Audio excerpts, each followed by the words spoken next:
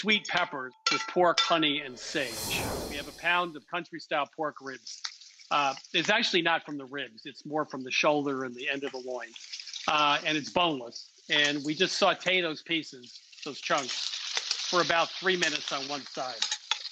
And we'll take that off and reserve those. Now, this is sweet peppers with pork, honey, and sage. Nice. Put that back on.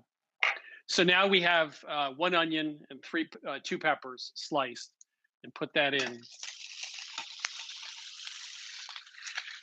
Oh my gosh, so fun and colorful. So we'll just saute this. This sautés for just 2 or 3 minutes to start to soften. And then when that's done, we have them switched out here.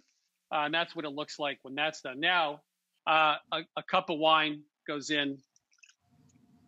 Again, we're using the agrodolce. We're using a little bit of honey, which is a theme throughout all this. A little salt and pepper. And we'll put in the sage as well. And we'll just cook that down. That's another thing I love. We're learning the same lesson used in different applications. The fast one is sweet and sour pork chops, Italian sweet and sour pork chops, agrodolce. We're just going to slit this a little bit so that it doesn't curl up in the pan. And then we take the 4 chops, and we've already sauteed them here.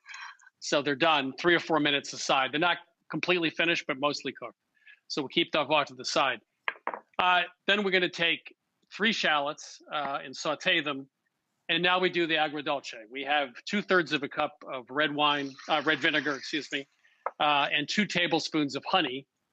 And we're just going to cook that down for a few minutes. I'll turn the heat up a little on that. So this will reduce down from about 2/3 of a cup to 1/2 a cup or so. And we have that reduction here. And so when that's reduced, now we finish the sauce in a, well, I guess, dare I say French manner. We're going to actually put a little butter in it. Nothing wrong with that. That's and by right. the way, if this breaks or it looks a little separated, you can always add a little bit of water to the pan on heat, medium heat, and continue whisking. And that'll bring it back together.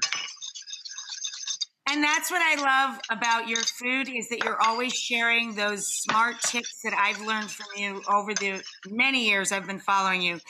There's always these little extra bits of knowledge and all of the ingredients that he collects from not just the world's greatest chefs, but from everyday people and small business owners and home cooks.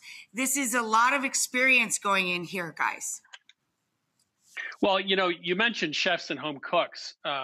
You and I both know that some of the best food is from home cooks. So when we travel, we love to get into people's homes because that's where you get the really good stuff.